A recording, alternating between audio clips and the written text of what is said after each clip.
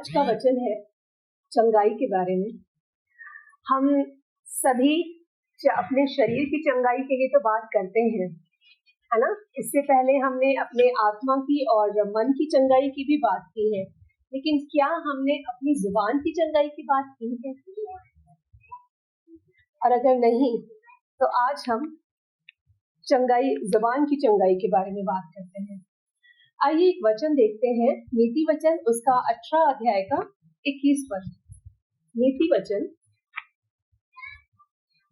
18 अध्याय उसका 21 पद। जीव के वश में मृत्यु और जीवन दोनों होते हैं, और जो उसे काम में लाना जानते हैं वो उसका फल भोगते हैं। जीव के वश में यानी परमेश्वर ने हमारे जीव में मृत्यु भी दिए हैं और जीवन भी दिया है। जो उसे काम में लाना जानता है वह उसका फल भोगेगा। अपनी जबान से हम अच्छी बात करते हैं तो हम अच्छा फल भोगेंगे, और अगर इसी जबान का यूज हम बुरी बातों के लिए करते हैं तो हम बुरा फल भोगेंगे। मतलब हमारी जुबान में जीवन और मृत्यु, अच्छाई और बुराई दोनों है। अगर मैं एक एग्जाम्पल दूं, अगर आप गूगल करेंगे तो पता चलेगा, ऑस्ट्रेलिया से आगे एक देश है, छोटा सा है द्वीप, सोलोमन आइलैंड। बहुत छोटा सा है, वहाँ बहुत सारे आदिवासी रहते हैं।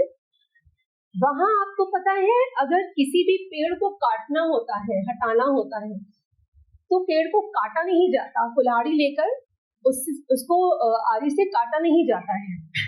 वहाँ के एरिया के सारे आदिवासी मिलकर उस पेड़ के चारों तरफ इकट्ठे हो जाते हैं और उसको कोसते हैं, बुरी बुरी गालियां देते हैं, और उसको इतना कोसते हैं, हर दिन आके बस उसको कोसते हैं। कोई हाथ नहीं लगाता, सिर्फ जुबान यूज करता है। कुछ ही दिनों में वो पेड़ सूख जाता है। ये है हमारी जुबान की ताकत। हम अपनी जुबान को कैसे इस्तेमाल कर रहे हैं। जब हम बच्चों से बात कर रहे हैं, जब हम अपने फैमिली मेंबर्स से बात कर रहे हैं, तो उसका अपनी जुबान का हम कैसे इस्तेमाल कर रहे हैं। क्या ये यानी तुम तो बहुत ढीठ हो, कभी सुधरोगे ही नहीं, तो वो सच में कभी नहीं सुधरेगा। हम अनजाने में उसको श्राप दे रहे हैं।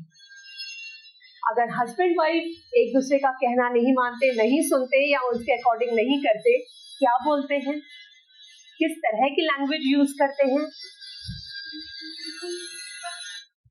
आप जो जुबान से निकालेंगे वही होगा।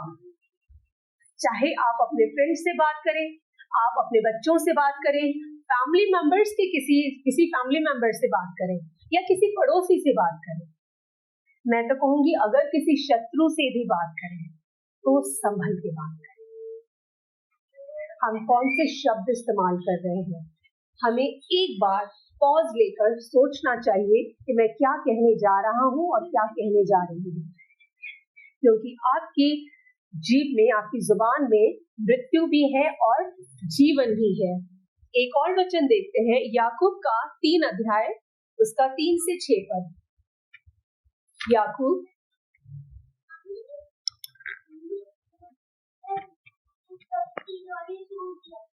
जीभ भी एक आग है। जीभ हमारे अंगों में अधर्म का एक लोक है, और सारी देह पर कलंक लगाती है, और जीवन गति में आग लगा देती है, और नरक कुंड की आग से जलती रहती है। जी,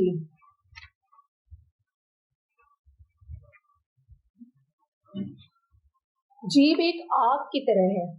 जैसे वश में करने के लिए हम घोड़ों को कैसे वश में करते हैं, उसके मुंह में लगाम लगाते हैं। कहाँ लगाम लगाते हैं?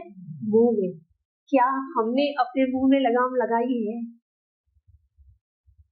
हमें तो जहां दौड़ना होता है हम दौड़ जाते हैं जुबान के थ्रू। हमें कहीं और जाने की जरूरत नहीं है। हम अपने दिमाग को इतना दौड़ाते हैं, बोलते दिमाग के घोड़े क्यों दौड़ा रहे हो, क्या है, यानी उसका कोई ठौर ठिकाना ही नहीं है। वो कहाँ दौड़ना है, कहाँ भागना है, विचार तो यहाँ से पता नहीं कहाँ तक पहुंच जाते हैं, और उन विचारों को हम आकार देते हैं अपनी जुबान के थ्रू, और वही जुबान सच में प्रत्यक्ष रूप से हमारे सामने आती है। कैसे? जो हमने कहा वो होता है। हाँ, हो सकता है वो तुरंत उसका असर ना दिखे, लेकिन कुछ समय के बाद उसका असर दिखना शुरू होता है। एक और वचन देखते हैं, नीति वचन, उसका 26 अध्याय, उसका 18 पद। नीति वचन 26 अध्याय, उसका 18 पद।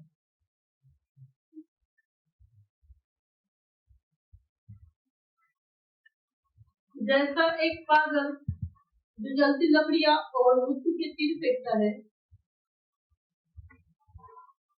वैसा ही आगे भी वैसा ही वो भी होता है जो अपने पड़ोसी को धोखा देकर कहता है मैं तो मजाक कर रहा था। यस, जैसा एक पागल है, अगर जलती लकड़ियां और मृत्यु के तीर फेंकता है, पागल को समझ में आता है वो क्या करता है, और फिर क्या कहता है, मैं तो मजाक कर रहा था। फ्रेंड्स भी या कोई एक दूसरे को, हम फैमिली मेंबर्स को भी बोल देते हैं कुछ ऐसा जो सामने वाले को बुरा लग सकता है, और फिर क्या कहते हैं, अरे मेरे मन में तो ऐसा कुछ नहीं था, मैं तो मजाक कर रहा था या मजाक कर रही थी। क्या हम भी उस पागल की तरह हैं जिसको नहीं पता कि वो क्या कर रहा है, और फिर ये कि मैं मजाक कर रहा था या कर रही थी? हमारे प्रभु ने वचन में सब कुछ कहा हुआ है। इस वचन को हम अपने जीवन में कैसे लेते हैं ये इम्पोर्टेंट है।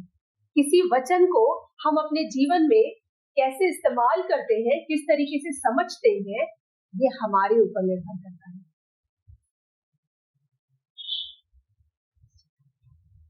हो सकता है प्रियो कि हमें कोई इंसान अच्छा ना लगता हो, हमारा कोई फैमिली मेंबर भी ऐसा हो सकता है जो हमारे अकॉर्डिंग ना चलता हो। होता है ना, कई बार होता है। हमारे फ्रेंड्स भी ऐसे होते हैं, पड़ोसी ऐसे हो सकते हैं कि जो हमें पसंद नहीं आते बिकॉज ऑफ सम रीजंस। कई बार उनका बात करना हमें पसंद नहीं आता, कई बार उनके काम हमें पसंद नहीं आते। बहुत सारी अलग अलग चीजें होती हैं जिसकी वजह से हमें कोई पसंद नहीं आता। तो हम क्या करते हैं? इसका मतलब ये नहीं है कि हम उन्हें बुरे शब्द कहें या कुछ ऐसा जो सामने वाले को और बुरा फील करवाए, या फिर हम उसे श्राप दें अपने जुबान से। क्योंकि देखिए, कोई और देखे ना देखे, मैं समझती हूँ कि हमारा परमेश्वर हमें हर पल देखता है। वो हर पल हमें नोटिस करता है कि हम अपने जीवन को, हम अपने जीव को किस तरह इस्तेमाल कर रहे हैं। कई बार कुछ ना कहना हमारे रिश्ते को बचा सकता है। ओवरऑल हम क्या करना चाहते हैं? हम एक अच्छा जीवन जीना चाहते हैं, हम एक अच्छी फैमिली चाहते हैं, हम सब चाहते हैं। लेकिन एक अच्छी फैमिली पाने के लिए, हमारे रिश्ते को मजबूत करने के लिए क्या हमने कुछ कोशिश की है? हाँ, हम सोचते तो बहुत कुछ है, हम सोचते बहुत कुछ है अच्छा करने के लिए, लेकिन हम अपनी जुबान किस तरीके से इस्तेमाल कर रहे हैं?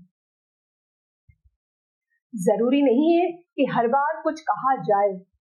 हाँ, अगर कोई गलत कर रहा है 1 बार, 2 बार, 3 बार, तो रेबल करना जरूरी है। उनको बताना ये बहुत ज्यादा जरूरी है कि आप जो कर रहे हैं वो मुझे पसंद नहीं है या मुझे चोट पहुंच रही है। लेकिन उसका भी एक तरीका होता है। हम कौन से शब्द इस्तेमाल कर रहे हैं, हमारे एक्सप्रेशंस क्या हैं, वो बहुत ज्यादा इंपॉर्टेंट है। वही शब्द आप यूज करें लेकिन पोलाइटली, और वही शब्द हम डैश में आके बात करेंगे तो सामने वाले को आग लग जाएगी, और सामने वाले को आग लगेगी तो वो आपको भी आग लगाएगा। क्या अच्छा ये नहीं कि सामने वाला अगर आग लगाने वाला है तो हमारी जुबान से पानी वाले शब्द निकलने चाहिए, यानी इतना ही पोलाइट वर्ड्स निकलने चाहिए कि सामने वाला भी शांत हो जाए। दिमाग परमेश्वर ने उसे भी दिया है, दिल उसे भी दिया है। हो सकता है उस वक्त वो रिएक्ट ना करे, ना समझे, लेकिन जब वो शांत होगा उसे एहसास होगा उसकी अपनी गलती का। इसलिए कई बार जब हमें कहने का दिल चाहता है ना, हमें चुप रहना चाहिए। पता है, इसके एक एग्जाम्पल, मुझे एक स्टोरी याद आ रही है और रियल स्टोरी है। कोई प्रभु के भक्त थे और वो ऐसे वचन सुनाते थे। कई बार अपने गांव के लोगों को प्रभु के वचन सुनाते थे और प्रभु का समाचार सुनाते थे।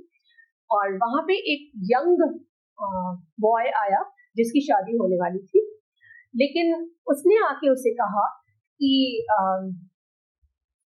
अंकल, मुझे शादी करने के लिए बहुत फोर्स किया जा रहा है, लेकिन मुझे बहुत ज्यादा डर लगता है, जैसे मेरे मम्मी पापा हमेशा लड़ते रहते हैं और मुझे बिल्कुल दिल नहीं चाहता कि मैं मैरिज करूं, शादी करूं।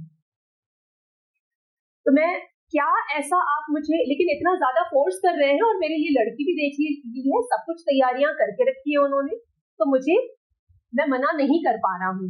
तो आपको मैरिज को इतने इयर्स हो गए हैं और आप एक बहुत अच्छा जीवन जी रहे हैं, अपनी मैरिड लाइफ बहुत अच्छे से जी रहे हैं, इसलिए आप मुझे कुछ टिप्स बताइए कि एक अच्छी मैरिड लाइफ को मैं किस तरीके से चला सकता हूँ, कैसे अपनी लाइफ को बना सकता हूँ।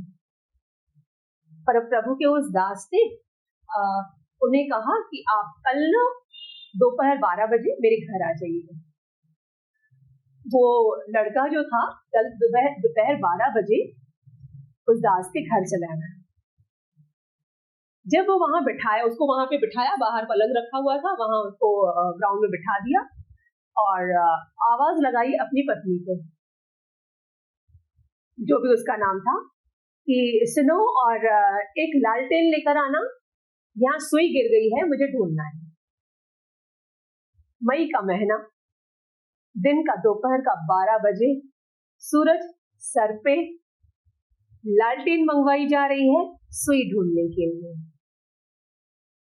वो लड़का बड़ा हैरान हुआ, बोले ये क्या है, चुप करके देख रहा था। और उसकी पत्नी भी वो लालटेन जलाकर उनके पास लेकर आई और दी कि ये लीजिए। लड़का बड़ा डिस्टर्ब हो गया, बोले मैं किससे पूछ रहा हूँ ये क्वेश्चन।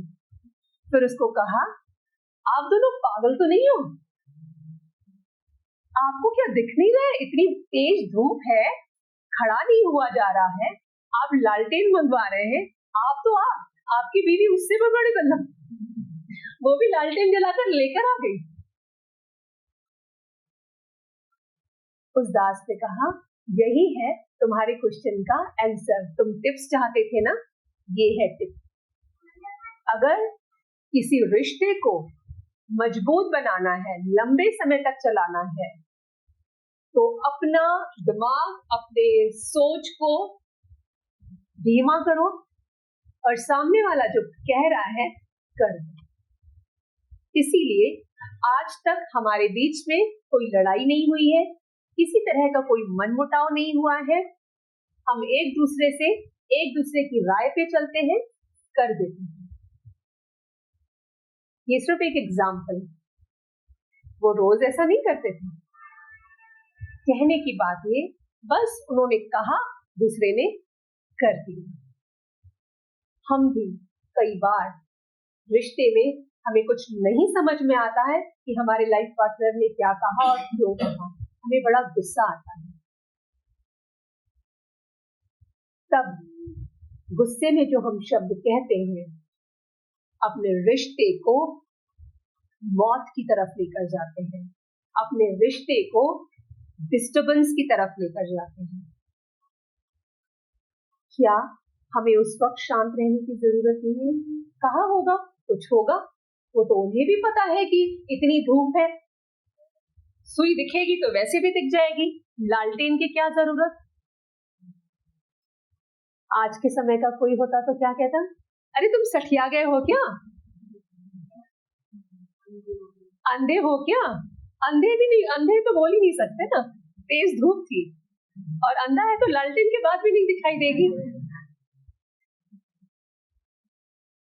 अपनी जुबान को, अपने दिमाग को कंट्रोल में रखना बहुत जरूरी है। यहाँ पे लिखा है ना, वश में, जीभ को वश में रखना बहुत जरूरी है। जैसे घोड़ों के मुंह में लगाम लगाई जाती है, बड़े बड़े जो जहाज जो पानी में चलते हैं उनको पतवार के थ्रू उनको रास्तों को भी बदल दिया जाता है और रोक भी दिया जाता है। हमने अपनी जुबान को वश में करने के लिए क्या किया है? क्या हमने कोई लगाम लगाई है, या कोई पतवार ऐसी रखी है, या कोई लिमिट्स हमने बनाई है कि इसके बाद मुझे कुछ नहीं कहना या कुछ नहीं सोचना? क्यों? ये बहुत ज्यादा जरूरी है। आइए एक वचन और देखते हैं, नीति वचन का 25 अध्याय उसका 11 पद। नीति वचन 25 अध्याय उसका 11 पद। चांदी की टोकरियों में सोने के यस, जैसे चांदी की टोकरी में सोने का सेब, कितना खूबसूरत होगा। चांदी की टोकरी है, उसमें सोने के सेब हैं, वाह वाह, सोने पे सुहागा, कितना खूबसूरत। वैसे ही हमारी जुबान को भी हमें सही समय पर सही बात करनी है। अगर वो दास की पत्नी भी अगर उस वक्त कुछ आड़ी टेढ़ी बात करती तो उसकी इज्जत भी मिट्टी में मिल जाती और वो खुद की भी इज्जत को दांव पे लगा देती कि नाम तो बाहर बहुत है लेकिन सामने आकर देखो तो कुछ भी नहीं है, ये तो खुद एक दूसरे की पट्टी नहीं है दोनों की। सही समय पर सही बात चांदी के टोकरी में रखे हुए सोने के सेब के समान है, ऐसा परमेश्वर का वचन कहता है। ना समझे चुप रह जाओ। चुप रहना वैसे भी कहा गया है सोने के समान है। नीति वचन का ही 25 अध्याय का 15 पद, 11 पद हमने देखा, अब 15 पद देखते हैं।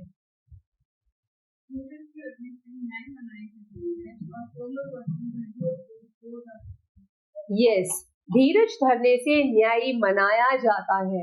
अगर आप धीरज रखेंगे तो परमेश्वर भी बहुत बड़े काम हमारे जीवन में करता है और कोमल वचन हड्डी को भी तोड़ डालता है। इसको हम इस तरीके से समझते हैं, इस वचन को, इंटेंशंस और एक्सप्रेशंस।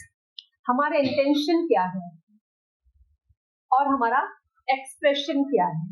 अगर हम एक दूसरे से बात करते हैं, मेरा इंटेंशन बहुत सही है लेकिन गलत एक्सप्रेशंस बात को बिगाड़ देता है। हम क्या कहते हैं, मेरा मन तो बिल्कुल साफ है, बिल्कुल साफ है मेरा मन, वो जानती है, वो जानता है, कैसे उसने मेरी बात का बुरा मान लिया, क्या मुझे गुस्सा नहीं आ सकता? मैं उस पर हक रखती हूँ और रखता हूँ, वो मेरी वाइफ है, वो मेरा हस्बैंड है। अरे बाहर से इतना डिस्टर्ब होकर आई हूँ या आया हूँ, कौन सुने, किसको सुनाऊं? उसको पता है ना मेरा मन साफ है, फिर उसने रिएक्ट क्यों किया? ठीक है, मेरे मुंह से गलत बात निकल गई, उसने मुझे उल्टा जवाब क्यों दिया? क्या वो चुप नहीं रह सकती थी या रह सकता था?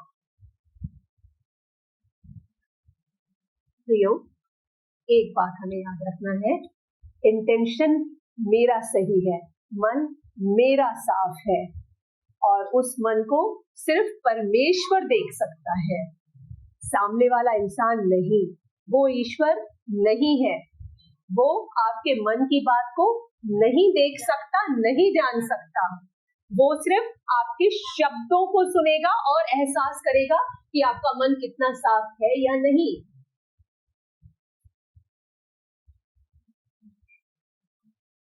इस बात को हमें समझना है, सामने वाला ईश्वर नहीं है। वो आपके मन को आपके अंदर झांककर नहीं देख सकता। इसलिए परमेश्वर ने हमें जुबान दी है अपने मन की बात को जाहिर करने के लिए। हम अपने जुबान को कैसे इस्तेमाल करते हैं, इसलिए हमारा अगर इंटेंशन सही है तो हमारी जुबान से भी वैसे ही शब्द निकलने चाहिए। आई एम सॉरी टू से, अगर आप कहते हैं कि आपका इंटेंशन सही है और आपके वर्ड्स गलत निकल रहे हैं, तो माफ कीजिए, आपका इंटेंशन भी कभी सही नहीं हो सकता, क्योंकि ऐसा परमेश्वर का वचन ही कहता है, जो तुम्हारे मुंह में जाता है वो तुम्हें अशुद्ध नहीं करता, लेकिन जो मुंह से निकलता है वो अशुद्ध करता है। ये ऐसा वचन ही कहता है। तो जो आप अपने मुंह से निकाल रहे हैं वही आपको अशुद्ध कर रहा है।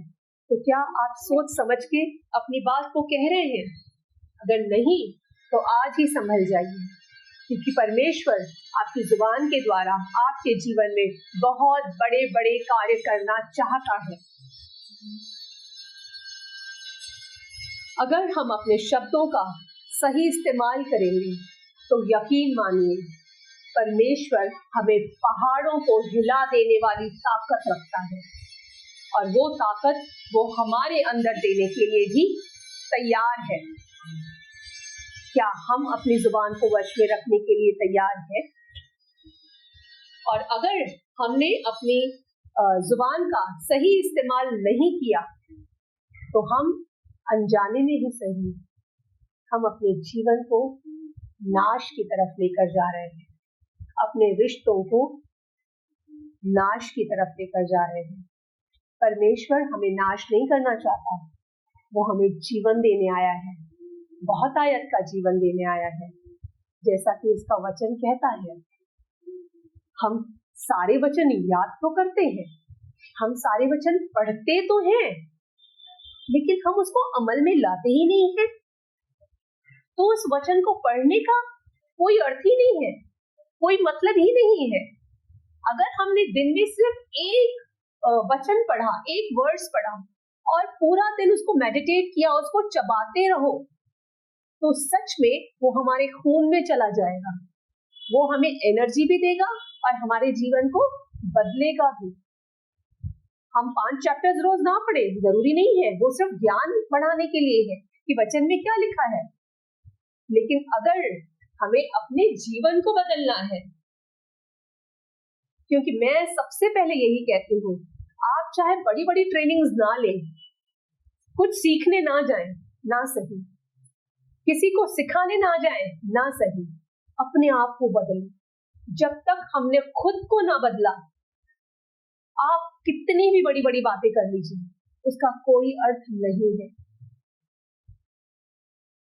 उसका कोई अर्थ नहीं है। हमें सबसे पहले खुद के अंदर झांकना है, क्योंकि प्रियो, दूसरों के अंदर झांकना बहुत आसान है। दूसरों की गलतियां वो बहुत ज्यादा दिखती है, बहुत जल्दी दिखती है, हम अपने अंदाजे भी लगा लेते हैं। एक बात याद रखिए, आप अगर इंसान को खुश करने के चक्कर में है ना, तो आप गलत दिशा में भाग रहे हैं। आप 100 अच्छे काम कर लीजिए, सिर्फ एक गलती कीजिए, आपकी वो 100 अच्छे काम नहीं, आपकी वो एक गलती जिंदगी भर दोहराई जाएगी, याद करवाई जाएगी आपको कि आपने ऐसा किया था तो आप ऐसे ही होंगे, तभी तो आपने ऐसे किया था, ये तो मेरे सामने हुआ, पता नहीं मेरे पीठ पीछे कितनी गलतियां आप मेरे लिए करते होंगे। लेकिन 100 अच्छे काम आपने उनके लिए कर लिए, वो याद नहीं किए जाएंगे, तो आपकी एक गलती आपके 100 अच्छे कामों पर भारी पड़ जाती है। लेकिन अगर आप ईश्वर को, परमेश्वर को खुश करने के चक्कर में हैं, तो आप सही दिशा में जा रहे हैं, क्योंकि अगर आपने 100 अच्छे काम किए, एक गलती की और घुटनों पर जाकर परमेश्वर से माफी मांगी, तो वो परमेश्वर इतना महान है, इतना प्रेमी है कि वो हमें इजीली माफ कर देता है, उल्टा अपने आप गोद में उठा लेता है कि आने वाली तकलीफों से भी हमें बचा ले।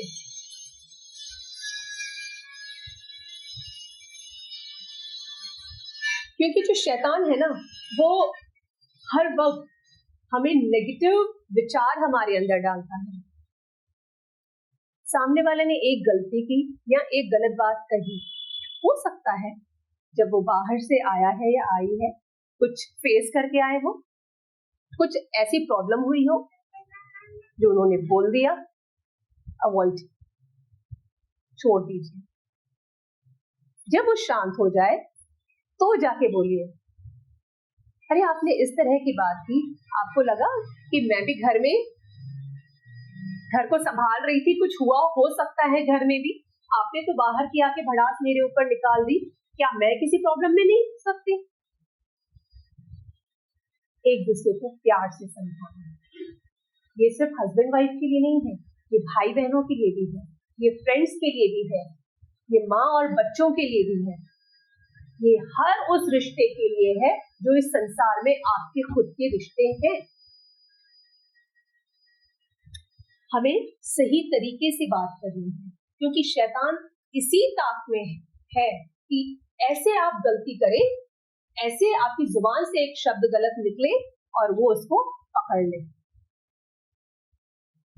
और हम कहते हैं, अरे भाई मैंने तो ऐसे ही बोल दिया था, मुझे क्या पता कि ये हो जाएगा। वो पकड़ता है, आप कहो तो, आप कुछ सोचो तो गलत, वो तो हर टाइम तैयार बैठा रहता है, आपके आसपास है, हम सबके आसपास है।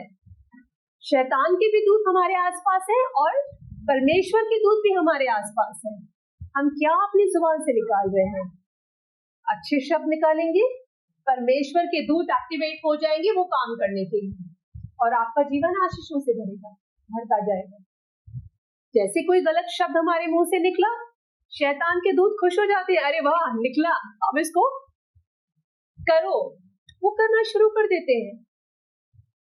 और हम कई सालों के बाद जब रुकते हैं, सोचते हैं, यार हमारा रिश्ता तो बड़ा अच्छा था, हम तो बड़ा एक दूसरे को अंडरस्टैंड करते थे, समझते थे, पता नहीं कहाँ से गलती हुई है, पता नहीं कहाँ से कौन सी बात से हम चूक गए हैं, किसने कुछ कर दिया कि हमारे रिश्ते में इतनी ऊंच नीच, इतनी इस लेवल तक हमारा रिश्ता पहुंच गया है। क्यों? किसी और ने क्या किया ये तो बात की बात है, सबसे पहले आपने क्या कहा उस रिश्ते के बारे में, आपने क्या सोचा उस रिश्ते के बारे में। शैतान ने उसको एक्टिवेट कर दिया। इसलिए हर दिन जब भी हम रात को सोते हैं या दिन में जब भी आपके पास समय हो, रुको, सोचो, आज पूरे दिन मैंने ऐसा क्या किया है जो परमेश्वर को पसंद नहीं, या मेरी जुबान से ऐसा कोई शब्द निकला है जो शैतान उसको एक्टिवेट कर सकता है। हर रात को सोने से पहले अपनी गलतियों के लिए माफी मांगे, अपनी जुबान से जो भी शब्द गलत निकले हैं उनको कैंसिल कीजिए यीशु के नाम से। प्रभु आज जो भी मेरे जीवन के लिए, मेरे फैमिली मेंबर्स के लिए, मेरे फ्रेंड्स के लिए, मेरे काम के लिए जो भी नेगेटिव शब्द किसी और के द्वारा बोला गया हो या खुद मेरे द्वारा ही बोला गया हो, उन सारे नेगेटिव वर्ड्स को यीशु के नाम से मैं कैंसिल करती हूँ और आपकी आशीषों को मेरे जीवन में ले। ये हर रात कहना चाहिए, अपनी गलती के लिए माफी मांग कर चाहिए। और जब आप सुबह उठते हैं, अगेन हम सब ऐसे हैं ना, जुबान क्या बोलते हैं, फिसल जाती है, सबकी जुबान फिसलती है, मैं भी ऐसी हूँ भाई, मैं भी कोई बहुत अच्छी नहीं हूँ। हर दिन मैं कोशिश करती हूँ, हर दिन, कि आज मेरी जुबान से कुछ भी ऐसा वर्ड ना निकले कि सामने वाले को दुखी करे।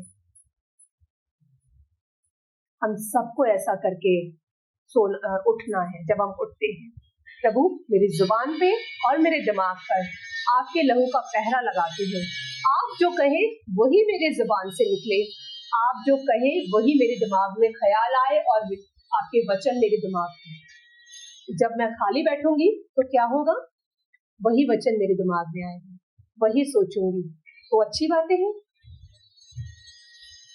पता है, पिछले 2-3 दिनों से हमारा एक सामने में पड़ोसी जो रहते हैं हमारे,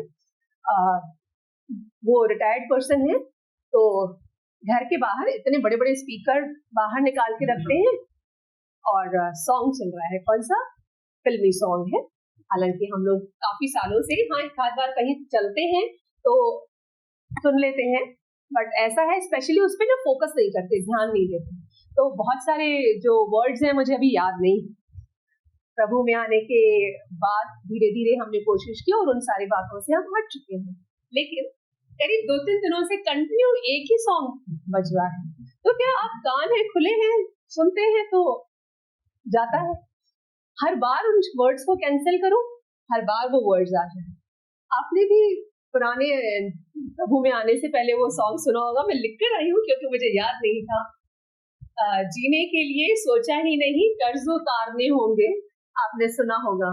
मुस्कुराए तो मुस्कुराने के कर्ज उतारने होंगे, मुस्कुराए तो ऐसा लगता है जैसे होठों पे कर्ज रखा है ना, ऐसा ही है। हाँ जी, आप उसके शब्द सुनो, वर्ड सुनो, क्या है। आप खुद कह रहे हैं कि जीने के लिए कर्ज उतारना होगा। वो तो एक गाना है ना, वो एक फिल्मी सॉन्ग है, उस स्टोरी पे उन्होंने बेस किया होगा, इसलिए उस सिचुएशन पे वो सॉन्ग फिट बैठा, उन्होंने उस मूवी में डाल दिया। लेकिन वो तो उस स्टोरी के लिए था। बाकी संसार क्या कर रहा है, उसी सॉन्ग को सुनते सुनते सुनते मेडिटेट कर रहा है, अपने जीवन में उतार रहा है। क्योंकि सिर्फ आप सुनते नहीं हो ना, आप उसको गुनगुनाते भी हो, आप उसको बोलते भी हो। क्योंकि वो बंदे को भी मैं देखती हूँ, रिटायर्ड है, काम नहीं है, वो सारा टाइम जोर जोर से न्यूज़पेपर भी पढ़ते हैं, जोर से पढ़ते हैं, हमें न्यूज़पेपर पढ़ने की जरूरत नहीं है, और गाने भी गाते हैं। एक तो स्पीकर फुल स्पीड में और दूसरा उनका साथ में वो सिंगिंग भी उनका चालू रहता है। तो आप जो बोल रहे हैं वही आपके जीवन में हो रहा है। सच में जिंदगी कर्जी तो है उनके लिए, हमारे लिए नहीं। हम जो परमेश्वर के लोग हैं, अगर आप में से भी कोई ऐसे वर्ड्स यूज करता है, ऐसे सॉन्ग्स गुनगुनाता है, तो संभल जाइए, संभल जाइए। आप कौन से शब्द मेडिटेट कर रहे हो, बोल रहे हो अपनी जुबान से। एक सेमिनार अटेंड किया था मैंने, लेडीज का था।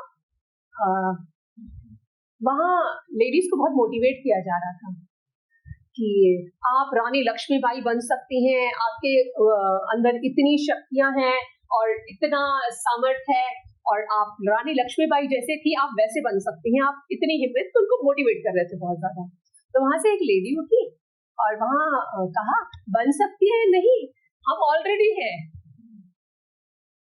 तो जो बोलने वाले थे उनको ये लगा कि होगा कुछ अच्छा काम किया होगा उन्होंने पूछा कैसे, तो बोला मेरा हस्बैंड तो मुझे रानी बनाने के लिए घर पे लेकर आया है कि तो शादी की कि तुम्हें रानी बना के रखूंगा, लेकिन क्या यहाँ पे काम करते करते मुझे बाई बना दिया है।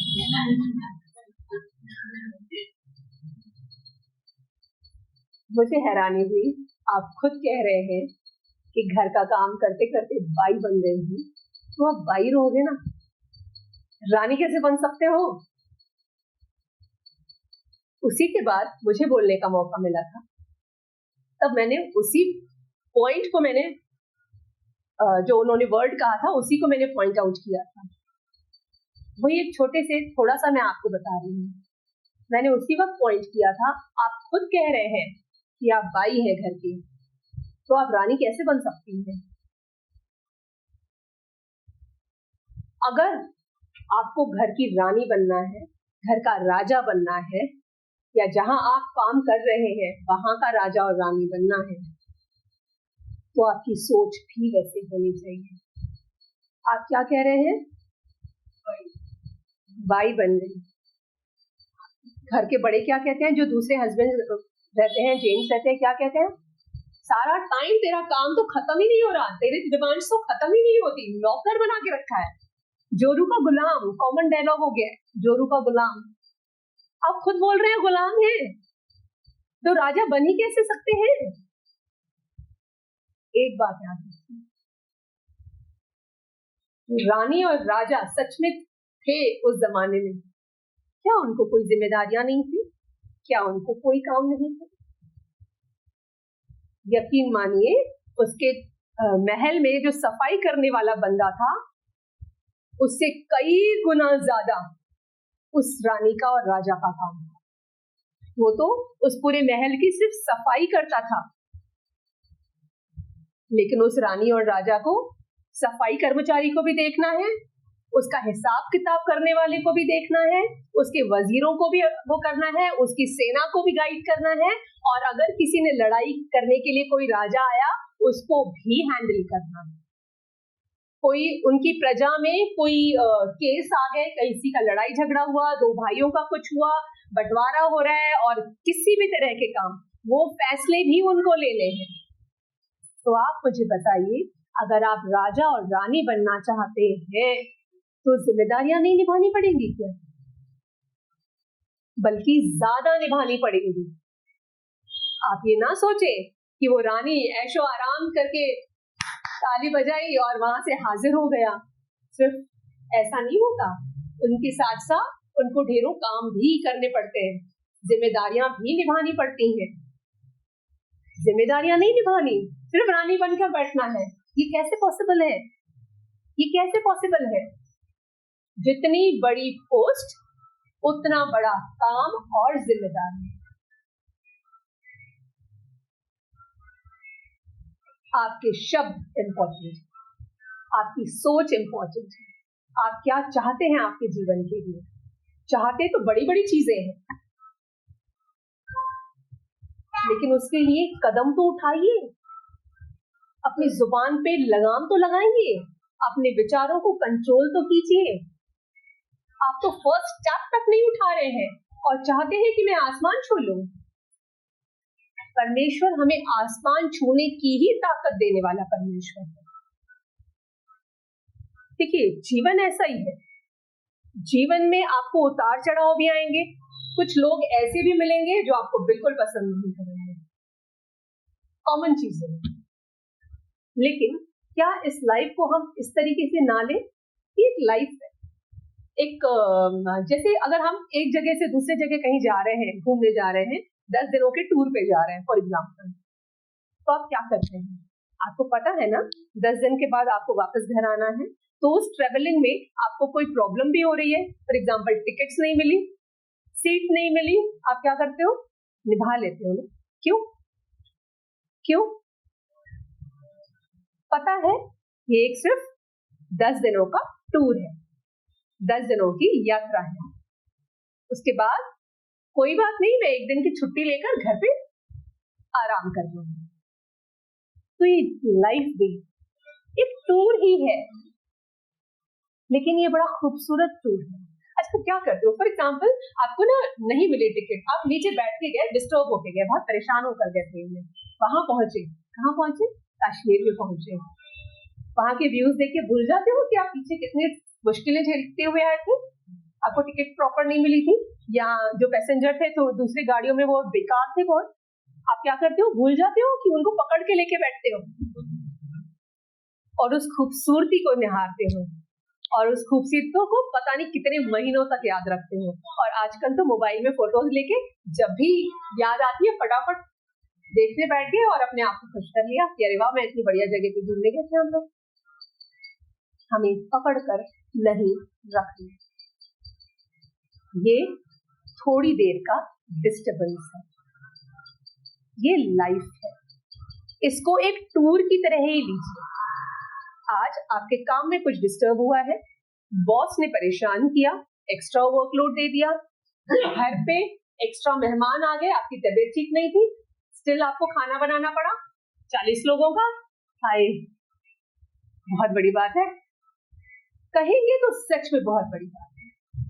लेकिन अगर आपने प्रेयर करके किया, प्रभु आप जानते हैं कि मेरी कैपेसिटी नहीं है कि मैं 40 लोगों का खाना बनाऊं, आपके दूतों को भेजिए प्रभु जो यहाँ पे काम करवा दें। वचन में कहता है, इब्रानियों का 1 अध्याय का 14 पद, सेवा टहल करने वाली आत्माएं उद्धार पाने वालों के लिए ही है। आप कहो तो परमेश्वर ने ऑलरेडी सारा इंतजाम आपके लिए करके रखा है, सब कुछ। आप उन वचनों को इस्तेमाल करो तो परमेश्वर वेट कर रहे हैं और उनके दूत भी वेट कर रहे हैं, लेकिन आप बस ब्ला ब्ला ब्ला ब्ला बोल दिया, कुछ ना कुछ ऐसा आड़ा टेढ़ा, और शैतान के दूत उसको एक्टिव करने में आगे बढ़ जाते हैं और परमेश्वर के दूत वहीं खड़े रह जाते हैं। भजन संहिता का 34 अध्याय उसका 13 पद। भजन संहिता 34 अध्याय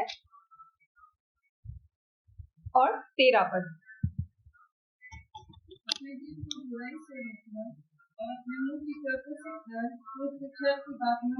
वचन भी कहता है हमें अपनी जीभ को बुराई से रोक के रखना है और मुंह की चौकसी कर कि छल की कोई बात न निकले।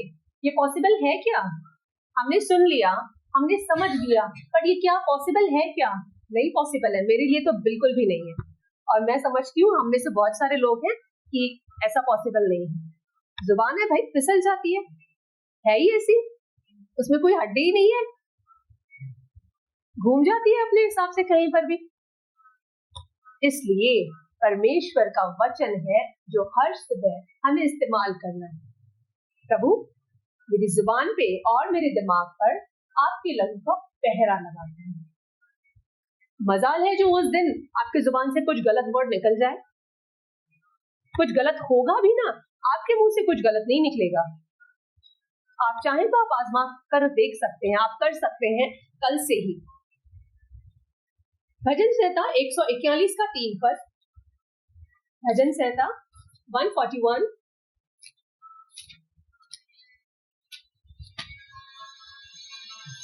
उसका 141 उसका 3 पद।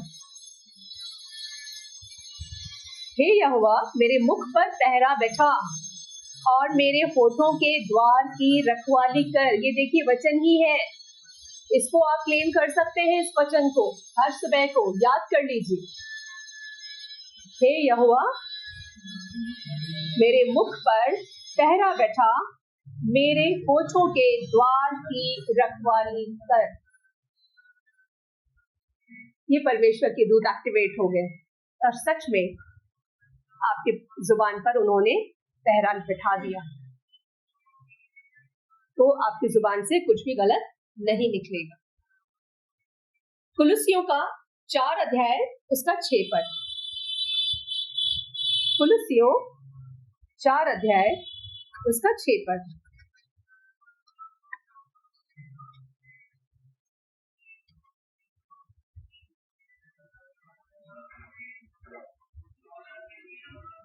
पांच पद से पढ़ते हैं, 5 और 6 दोनों।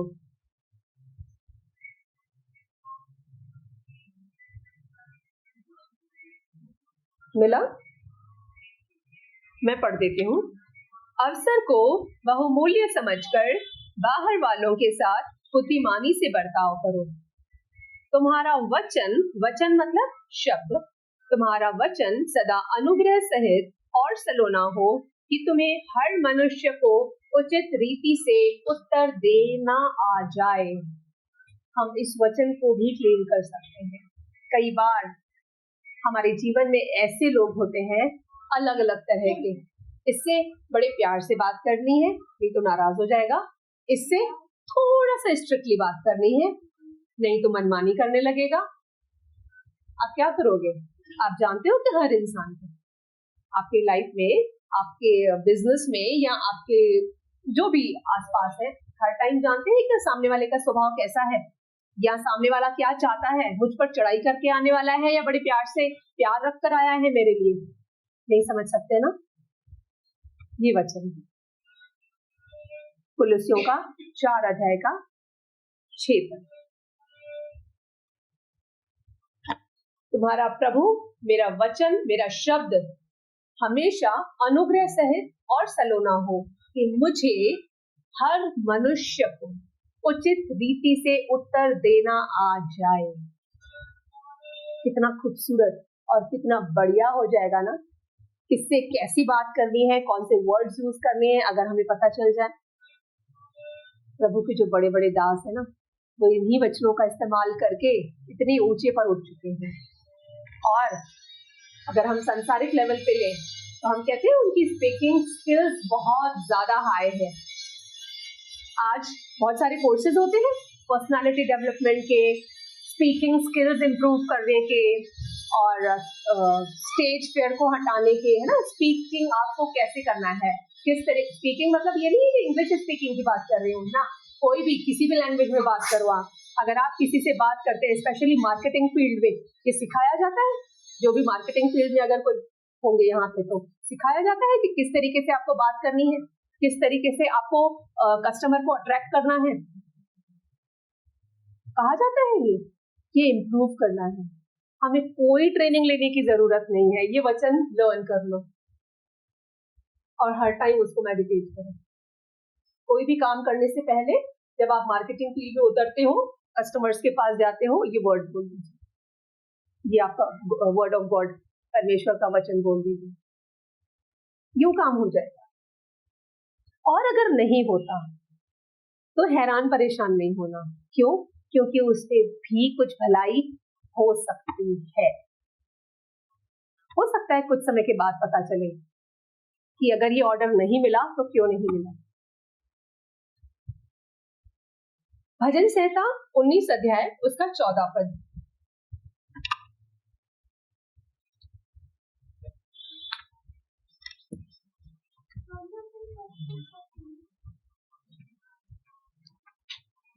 उन्नीस 19 का 14।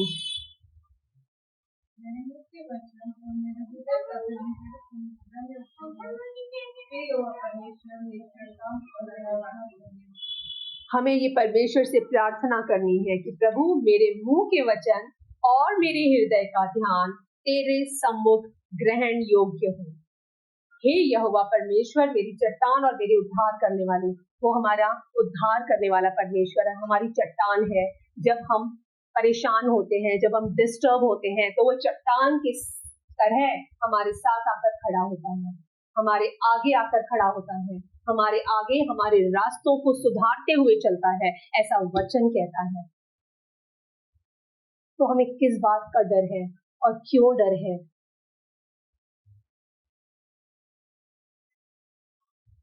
एक अंधा भिखारी था, रास्ते में बैठा हुआ था, अंधा था, उसको कुछ दिखाई नहीं देता था ऑब्वियसली।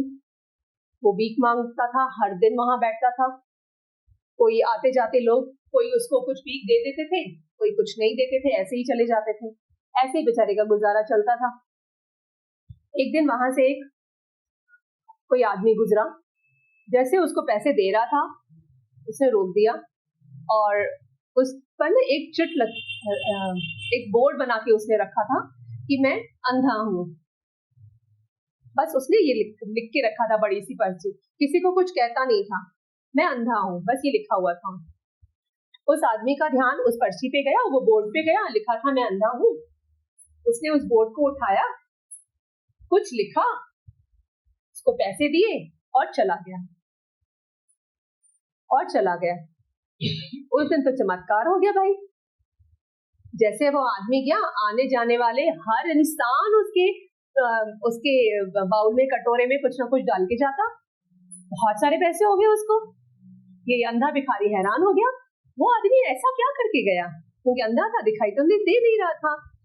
उसने कहा ऐसा क्या करके गया वो अंधा कि इतने सालों में नहीं हुआ है जो आज हुआ, हर कोई कुछ ना कुछ देके जा रहा है।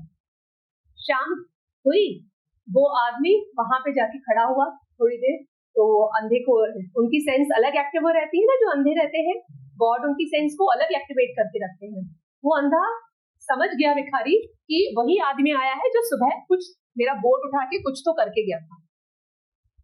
तुरंत उसने कहा, साहब आप सुबह क्या करके गए थे? आपने सिर्फ बोर्ड उठाया था, बाकी मुझे कुछ नहीं पता आपने क्या किया था, लेकिन जैसे आप गए उसके बाद तो चमत्कार हो गया, हर इंसान मुझे कुछ न कुछ देके जा रहा है और इतने पैसे मैंने कभी इकट्ठे नहीं किए। उस आदमी ने कहा, मैंने लिखा, आज का दिन बहुत खूबसूरत है, मैं अंधा हूं, इसे नहीं देख सकता। जो लिखा था उसको नहीं बदला, लेकिन उसने कुछ ऐड ऑन कर दिया। आज का दिन बहुत खूबसूरत है।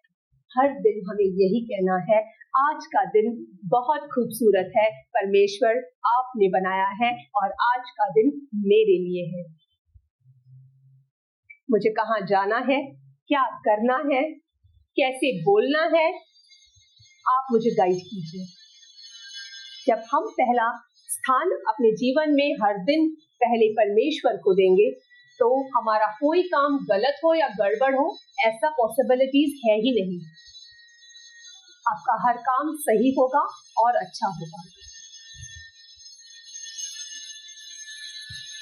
तो हमें भी अपनी जुबान को आज से सही तरीके से इस्तेमाल करना है।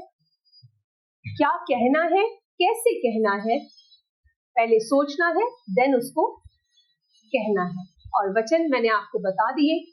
सुबह इन वचनों को इस्तेमाल कीजिए और अपने दिन की शुरुआत कीजिए। यकीन मानिए, कल से बेहतर आज का दिन आपका होगा और हर दिन आप यही कहेंगे, कल से बेहतर मेरा आज का दिन था। और हर दिन आप परमेश्वर को रात को धन्यवाद देंगे, प्रभु आज का दिन आपने मेरे लिए बड़ा ही अच्छा किया। Thank you.